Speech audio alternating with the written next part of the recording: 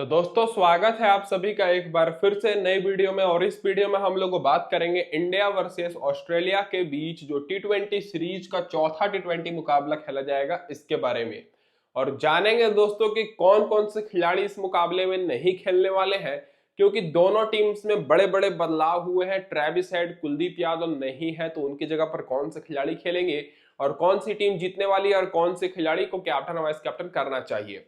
तो गौर करिएगा, ये जो मुकाबला है 6 नवंबर को खेला जाएगा दोपहर में 1:45 पर। ग्राउंड की बात करें तो दोस्तों ये मुकाबला करारा ओवल क्वींसलैंड में खेला जाएगा। तो डायरेक्ट जान लेते हैं दोस्तों इस ग्राउंड के पिच रिपोर्ट के ऊपर। तो अभी तक दोस्तों इस ग्राउंड पर मात्र टी20 के 2 ही मुकाबले हुए हैं, जिसमें से एक बार पहले बैटिंग करने वाली टीम और एक बार चेस करने वाली टीम जीती है। एवरेज स्कोर 126 रन का है। हाईएस्ट स्कोर यहाँ पर ऑस्ट्रेलिया का है 146 रन का। लोएस्ट स्कोर ऑस्ट्रेलिया का है 87 रन का। स्कोरिंग पैटर्न की बात करें तो दोस्तों जो 2 मुकाबले हुए हैं, दोनों के दोनों मुकाबले 150 के नीचे ही स्कोर बना है और 150 के ऊपर अभी तक स्कोर ही नहीं गया है। तो दोस्तों यहाँ पर मैं आपको बता दूं कि ओवरऑल यहाँ पर गेंदबाजों के लिए बहुत ही ज्यादा मदद है। और यह तो हो गई दोस्तों पिच रिपोर्ट। अब बाउंड्री की बात करें तो ग्राउंड दोस्तों देख सकते हैं कि बड़ा ग्राउंड है। और पिच की बात करें तो दोस्तों यहाँ पर बॉलर्स को काफी मदद मिलेगी। बैलेंस पिच रहेगी लेकिन थोड़ा बहुत फेवर बॉलर्स को मिलेगी, खास करके तेज गेंदबाजों को। और इस मैच की बिल्कुल फ्री में टीम्स चाहिए तो आप सभी लोग हमारे टेलीग्राम चैनल पर जुड़ जाइएगा। इस वीडियो का डिस्क्रिप्शन में मैंने लिंक दे दिया है। अब डायरेक्ट जान लेते हैं जो रिसेंट के मुकाबले इस ग्राउंड पर खेले गए हैं इसके स्टैट्स के ऊपर। तो दोस्तों जो पिछला मैच खेला गया वो वेस्ट इंडीज और ऑस्ट्रेलिया के बीच खेला गया था। लो स्कोरिंग मैच था और इस मैच में ऑस्ट्रेलिया आसानी से 145 रन का टारगेट चेस करके 3 विकेट से जीत गई, जिसमें फास्ट बॉलर को 14 विकेट मिली और स्पिनर्स को मात्र 1 विकेट। उससे पहले साउथ अफ्रीका और ऑस्ट्रेलिया के बीच मैच हुआ था जो कि बहुत ही ज्यादा लो स्कोरिंग मैच था। और इस मैच में साउथ अफ्रीका 108 रन बनाई और इस टारगेट को भी ऑस्ट्रेलिया चेज नहीं करने पाई और साउथ अफ्रीका 21 रन से जीत गई, जिसमें फास्ट बॉलर को 11 विकेट और स्पिनर्स को फिर से मात्र 2 विकेट मिली। तो पिछले दोनों मुकाबले अगर आप लोग देखिएगा तो दोस्तों देखने को मिलेगा कि तेज गेंदबाजों को बहुत ही ज्यादा मदद मिली है और लो स्कोरिंग मैच हो रहे हैं। और पिछले दोनों मुकाबले मिलाकर फास्ट बॉलर को 25 विकेट और स्पिनर्स को मात्र 3 विकेट मिली है। तो आपको केवल और केवल फास्ट बॉलर पर फोकस करना है, जिसमें से फर्स्ट इनिंग में फास्ट बॉलर को 13 विकेट और स्पिनर्स को मात्र 1 विकेट और सेकेंड इनिंग में फास्ट बॉलर को 12 विकेट और स्पिनर्स को 2 विकेट मिली है। तो फर्स्ट इनिंग हो या सेकेंड इनिंग, तेज गेंदबाजी दोस्तों इंपॉर्टेंट रहने वाले हैं। अब डायरेक्ट जान लेते हैं कि कौन सी टीम का पकड़ा भारी है। तो दोस्तों अगर आप लोग देखिएगा तो दोनों टीम्स के बीच पिछले जो 14 मुकाबले हुए हैं टी20 में, उसमें से इंडिया 10 बार बाजी मारी है और ऑस्ट्रेलिया 4 बार। तो टी20 में इंडिया का पकड़ा थोड़ा भारी है। रिसेंट फॉर्म दोनों टीम्स का एक जैसा है। पिछला मैच इंडिया जीती है, पिछला मैच ऑस्ट्रेलिया जीती हारी है और उससे पहले ऑस्ट्रेलिया जीती थी और एक मुकाबला रद्द हुआ है। अब डायरेक्ट जान लेते हैं दोस्तों कि यहाँ पर क्या रहेगी इंडिया की प्लेइंग 11। तो आपको ओपनिंग करते हुए दिख जाएंगे अभिषेक शर्मा के साथ शुभमन गिल, फिर कप्तान सूर्य कुमार यादव आएंगे। फिर चौथे नंबर पर तिलक वर्मा, अक्षर पटेल, वाशिंगटन सुंदर, फिर जितेश शर्मा, शिवम दुबे, हर्षदीप सिंह, वरुण चक्रवर्ती और बुमराह। तो सेम प्लेइंग 11 रहेगी क्योंकि ये विनिंग प्लेइंग 11 है। स्क्वाड में कुलदीप यादव बाहर हो चुके हैं, वो चले गए हैं टेस्ट की तैयारी करने। बाकी दोस्तों पावर प्ले में बात करें तो अर्शदीप सिंह, बुमराह बॉलिंग कराएंगे और आखिरी में भी दोस्तों यही बॉलर बॉलिंग कराएंगे, अर्शदीप सिंह और बुमराह, क्योंकि मेन बॉलर है।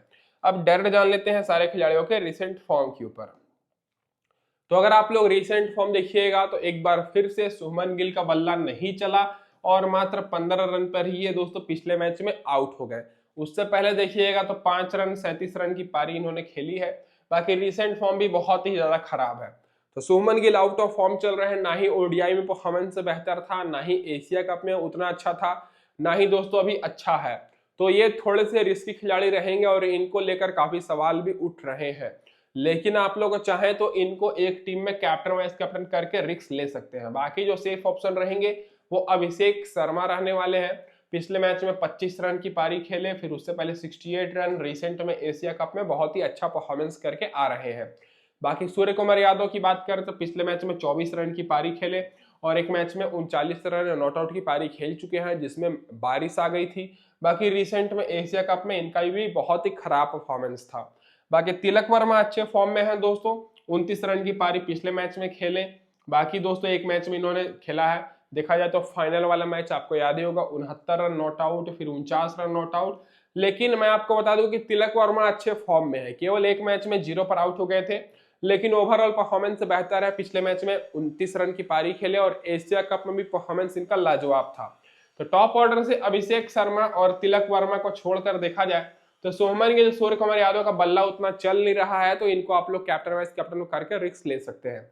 बाकी अक्षर पटेल उतने इंपॉर्टेंट नहीं रहेंगे, क्योंकि अभी तक इस सीरीज में मात्र एक ही मैच में बॉलिंग कराए हैं और इस ग्राउंड पर स्पिनर्स को बहुत ही कम मदद मिलती है। रिसेंट में एशिया कप में भी बहुत ही कम इनको विकेट मिली, केवल एक मैच में 2 विकेट मिली, बाकी पिछले मैच में तो 70 रन की पारी खेले ही।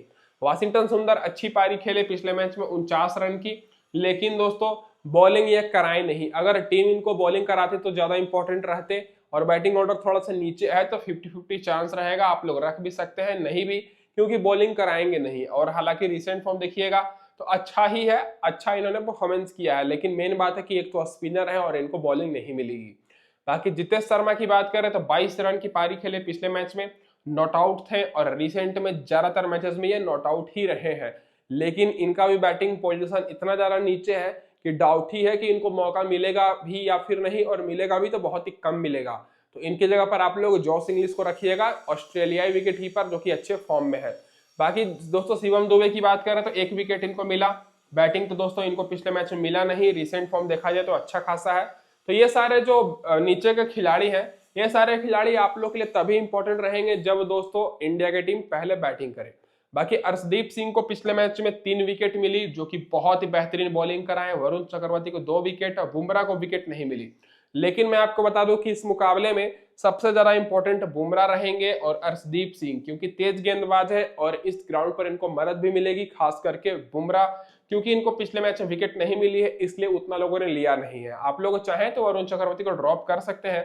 हालांकि तीनों बॉलर का रिसेंट फॉर्म बेहतर है, लेकिन आपको पिच के हिसाब से गेंदबाजों को रखना है।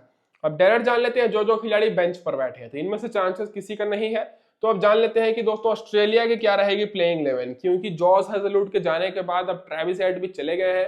तो आपको ओपनिंग करते हुए मिचेल मार्श के साथ मैथ्यू शॉट दिखेंगे, फिर जॉस इंग्लिश, फिर टिम डेविड, फिर Glenn Maxwell, Mitchell Owen, Marcus Stoinis, Bartlett, फिर बेन रॉयस।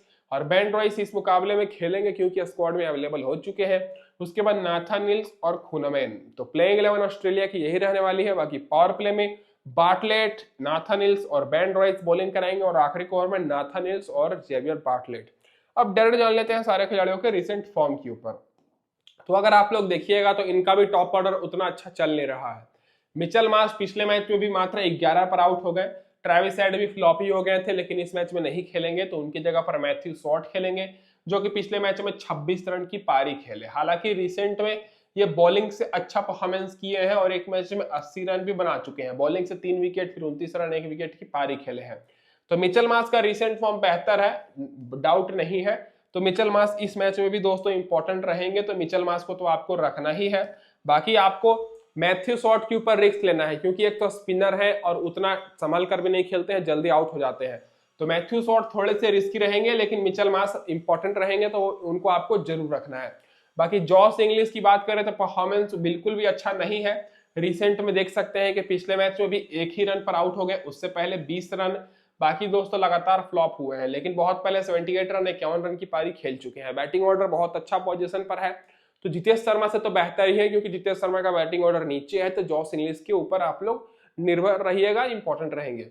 बाकी टिम डेविड ने बहुत ही शानदार 74 रन की पारी खेली पिछले मैच में। बाकी इनके साथ दोस्तों मार्कस स्टोइनिस ने भी पिछले मैच में 64 रन की पारी खेली। तो इस मैच में फिर से टिम डेविड और मार्कस स्टोइनिस इंपॉर्टेंट रहेंगे, क्योंकि ये दोनों ऐसे खिलाड़ी हैं जो कि कोई भी ग्राउंड हो टिके रहते हैं और अच्छा खासा स्कोर करते हैं।